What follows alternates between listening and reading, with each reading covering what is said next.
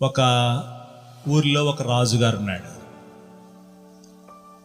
అదే ఊరిలో ఇద్దరు భిక్షం ఎత్తుకునేటువంటి హరిదాసులు ఉన్నారు. ఇద్దరు భిక్షం ఎత్తుకునే వాళ్ళే. రోజు ఊరంతా తిరిగి భిక్షం ఎత్తుకుంటూ ఉన్నారు.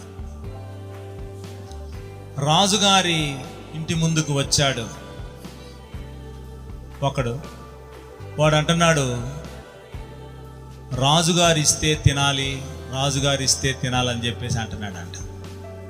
అంటే రాజుగారికి చాలా సంతోషం అయిపోయింది. అరే, నేను ఇస్తేనే తినాలని చెప్పేసి వీడు ఆశపడుతున్నాడు అని చెప్పి చాలా సంతోషమైంది. విన్నాడు. సరే చూద్దాం అనుకున్నాడు. వాడు పోగానే మరొకడు వచ్చాడు.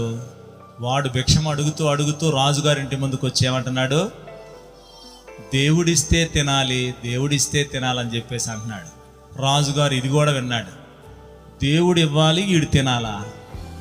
వాడు రాజుగారు ఇస్తే తినాలన్నాడు, వీడు దేవుడు ఇస్తే తినాలన్నాడు. దేవుడు ఏమన్నా పైనుంచి మూట కట్టేస్తాడా?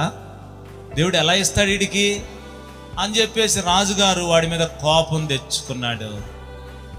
విన్నాడు. రెండవ రోజున ఈ రాజుగారు ఇస్తే తినాలి అని అనుకునేటువంటి వాడు వచ్చి రాజుగారి ఇంటి ముందు అడుగుతున్నాడు. రాజుగారు ఇస్తే తినాలి, రాజుగారు ఇస్తే తినాలని చెప్పేసి అంటున్నాడు. అంటనేసరికి అరే, వాడు రాజుగారు ఇస్తే తినాలని చెప్పేసి వాడు అంతగా అడుగుతున్నాడు కాబట్టి వాడి జీవితంలో, వాడు బ్రతుకు కాలంలో తిన్నా కానీ తరగనటువంటి ధాన్యాన్ని వాడికి నేను ఇవ్వాలరా, ఆ సంపద నేను ఇవ్వాలరా అని చెప్పేసి ఒక గుమ్మడికాయ లోపలంతా ఉన్నటువంటి ఆ గుజ్జంతా తీసేపించి అందులో బంగారము, రత్నాలు, అవన్నీ డైమండ్స్ అన్నీ అందులో పోయించి దానికి మరలా ఆ గుమ్మడికాయకి మూత లాంటిది అంటించేసేసి వాడికి ఇచ్చేయండి రా, వాడి జీవితం ధన్యమైంది, నా మీద ఆధారపడ్డాడు రా అన్నాడు. ఆ గుమ్మడికాయ తీసుకెళ్ళి ఇదిగోరా భిక్షగాడు, రాజుగారు ఇవ్వమన్నాడు రా అని చెప్పేసి ఇచ్చారంట. వాడు రాజుగారు ఈయకీయంగా గుమ్మడికాయ ఇచ్చాడా అనుకుంటా వాడు అలాగ పట్టుకొని పోతాడంట. పోతా ఉంటే ఈ గుమ్మడికాయ రాజు ఇచ్చేది అనుకొని నిరాశగా వెళ్తా, ఇది ఇంటి దాకా నేనేం మోసుకెళ్ళేది అని వెళ్తా ఒక శెట్టిగారు అక్కడ ఉంటే ఆ శెట్టిగారి దగ్గరికి వెళ్ళి, శెట్టిగారు గుమ్మడికాయ కొంటానంటే ఎంత ఇస్తా అంటే 2 రూపాయలు ఇస్తాను. ఆ గుమ్మడికాయ 2 రూపాయలకి శెట్టిగారికి ఇచ్చేసి వెళ్ళిపోయాడు.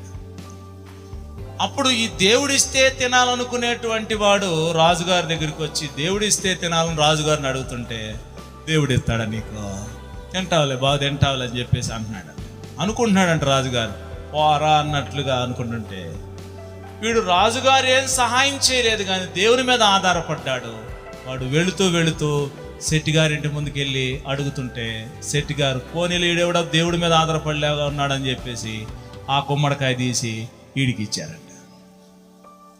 ఆ గుమ్మడికాయ ఈడికిస్తే వాడు ఇంటికి తీసుకుని వెళ్ళి దాన్ని తిందామని చెప్పేసి పగలగొడి దాని నిండా ఏమున్నాయండి, జీవితాంతం తిన్నా కానీ తరగనటువంటి బంగారం, వజ్రాలు, అవన్నీ కూడా దాని నిండా ఉన్నాయి.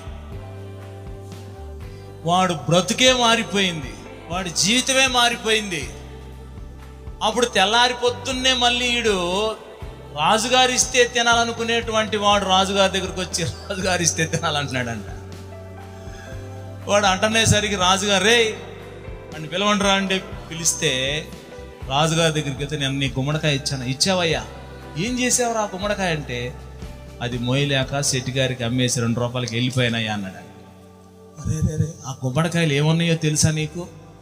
తెలీదయ్యా, ఇట్లాగ నేను చేశాను రా, నీ జీవితం అంతా తిన్నాగానే తరగనటువంటి సంపద అందులో ఉందిరా అని చెప్పేసి అంటే, అయ్యో నేను 2 రూపాయలకి ఇచ్చేసాను అయ్యా అని చెప్పేసి అన్నాడు.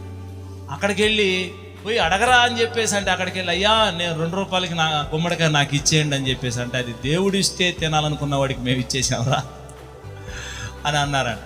అప్పుడు రాజుగారు అన్నాడంట, ఇక నుంచి నువ్వు కూడా రాజు ఇస్తే తినాలని అనబాదు, దేవుడిస్తే తినాలను. ఎందుకంటే రాజిస్తే తినాలనుకున్నటువంటి వాడికి దక్కలేదు, కానీ వాడికి ఇచ్చినా కానీ వాడికి ప్రాప్తం లేదు. దేవుని మీద ఆధారపడినటువంటి వారిని దేవుడు ఆదరించేటువంటి వాడైన